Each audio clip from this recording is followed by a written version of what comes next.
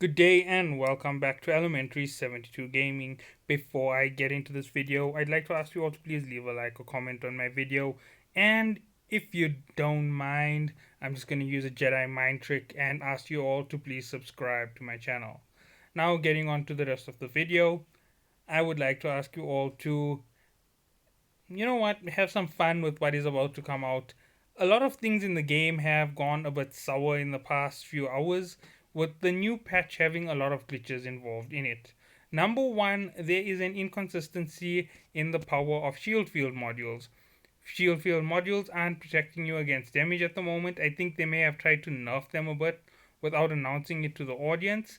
Very sneaky on the side of NetEase, and one of the ways in which you can introduce these things. However, it looks like it went extremely wrong, and right now it has caused a major problem in the game where you're actually weaker when using a shield field module.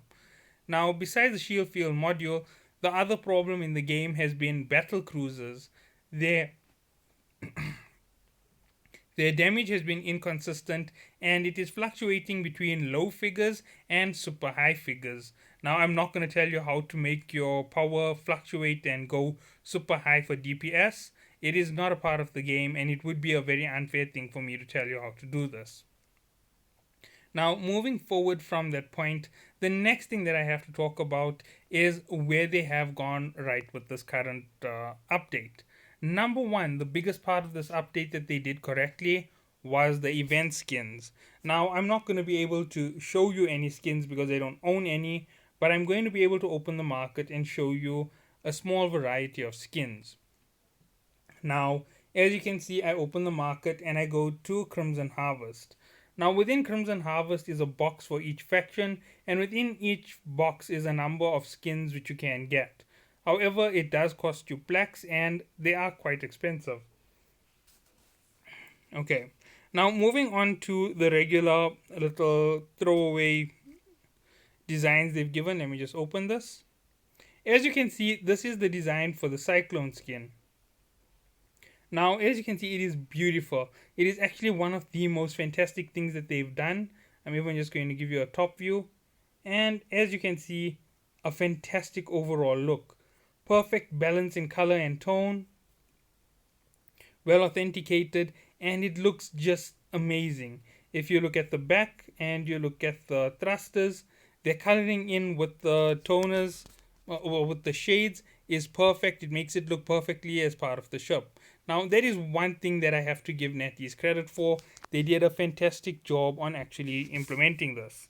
Now, on the negative side, a lot of the things they implemented with the amount of problems in the game at the moment make a massive problem. And this problem doesn't just stem from one or two small issues, it actually stems from multiple major issues. Now, I am actually going down this to show you another one of the cyclone skins. I'm not going to go through all the cyclone skins for a few reasons. Number one, it's not really very well put in at the moment. Now, here's the one thing that I have to tell you exactly that has gone wrong with the whole situation. A lot of players are right now panicked and very, very scared at the fact that battle cruisers are doing massive amounts of damage. Now, the first problem was the shield field modules failed and they weren't working correctly. The second one was battle cruisers seem to have been buffed so badly that if they hit a ship, I'm talking about a faction cruiser, it almost instantly is death. Two shot to destroy a cruiser. Now, considering that these are battle cruisers and from the name they're supposed to be tough, however, the amount of firepower they're pushing out is really absurd. And if you look at this ship, also another fantastic skin. I'm just doing it in the background and running through all of this. Now, with everything that I have currently said, you should understand that these are really going to be spectacular skins. And since they are permanent skins, players may actually think of selling this in the game on the market. Now, selling these skins is going to be something which will really attract a lot of players because they have a pure value in terms of plex, and the plex value will determine how expensive they are.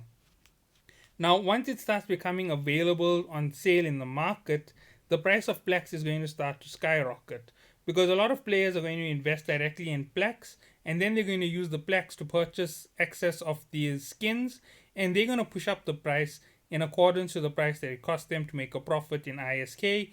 And then at the end of everything, it's going to be a really expensive thing with a lot of players actually getting it in the game. And here are just a few little um, incentives coming out from other major gamers. Remember, these are the festive seasons. A lot of games have big spend events, and you need to make sure that you are well aware of your spend limits. Now, I need to make sure that this is like something clear. Please don't get super drawn into something like this. It is just an image on your account, it is just a small thing. Don't get carried away with it and purchase 3,000 plex. It's a waste of your money in a way. Okay, not exactly, but how do I say this here? If you are in a situation where you don't have the excess money on hand, don't put yourself in debt to buy something as simple as a skin. It may help you in long term with your game if that is what you are thinking. But remember, we're living in difficult financial times and job security isn't there like it was the year before. So please be careful with your spend in the game. And since these aren't necessary to add any battle or combat aspect to you, I would strongly suggest you not purchasing them unless you absolutely have to. Actually, even if there's no reason for you to have to, unless you absolutely can. There is a better way to say it. And when I say if you actually can, I mean if you have the excess money and you aren't in a field where you have to worry about making it secure day to day, yeah, buy it. If you're a YouTuber and you sponsored and you have to buy it, buy it. That is the way that you will go, and that is something that can go for anybody who is involved in these types of channels. Now, I'm giving all of this as just the basis to everything in terms of gameplay at the moment. But there are more things in terms of what you need to worry about in the game. I know that this was an important message and that I'm just cutting it into the middle of a video. However, I can't really elaborate more on it. I don't understand how people spend those large figures in games. So let's continue on to the next part of this descriptions. Now, with all of this is coming in an introduction to event anomalies. Event anomalies will launch on the 31st of October and will last till the 10th of November. Now, the event, how do I explain it? The event anomalies are going to be anomalies with two difficulty levels, if I'm correctly.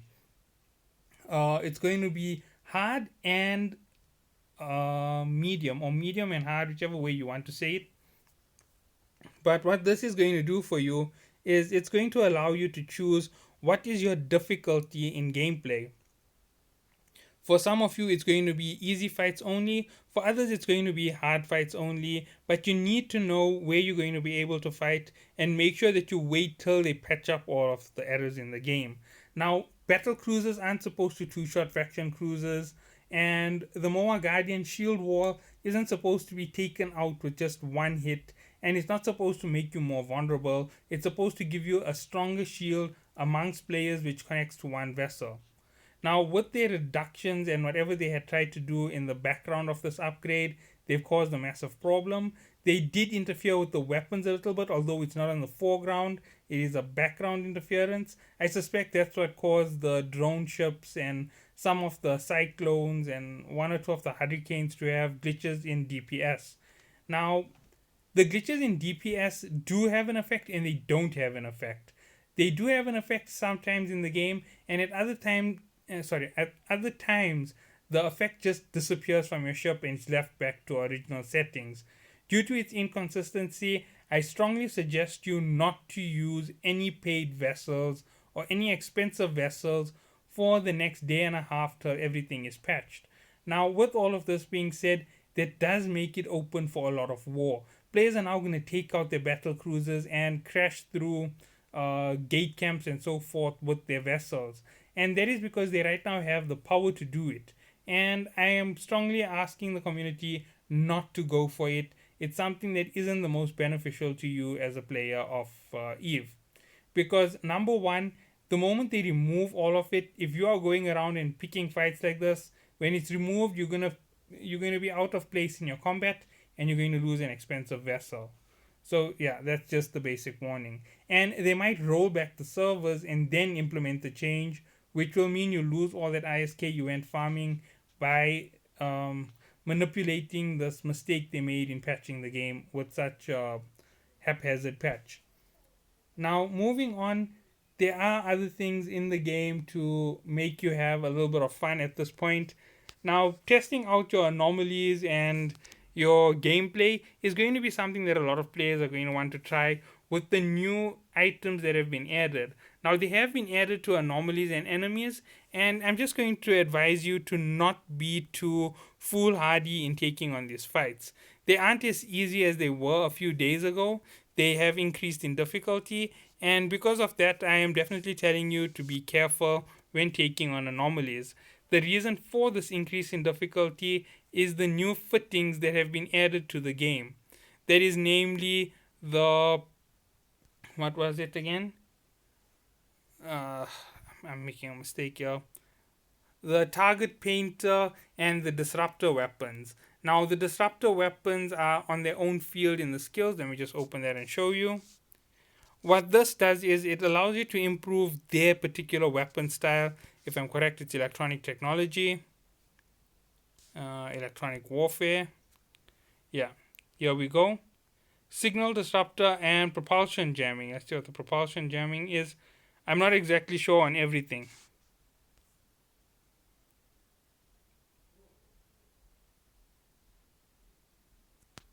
So there you go. Propulsion jamming.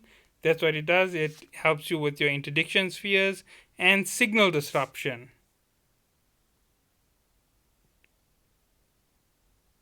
Now, what these things do is they actually reduce the effectiveness of a ship. So you can't fire on an enemy anymore from a massive range. You have to get closer and play harder types of combat. Now, these things have been added to improve the gameplay, and a strong warning on them. There are 7 or 8 new modules. So here you go. These are the new modules, and you need to be careful about running into them. They can change your optimal range. That means your default orbits where you set them, you must be a little bit careful to know how much of range they knock off because your PvE enemies are using them already. And I believe that they are dropping at MK5 and 7 within certain anomalies. I'm not 100% sure. It might not be dropping within the anomalies till after the Halloween event begins. So I hope that this has been a little bit informative and explained to you what has been going on in this interim period. And I hope you have a good day. Thank you all for watching.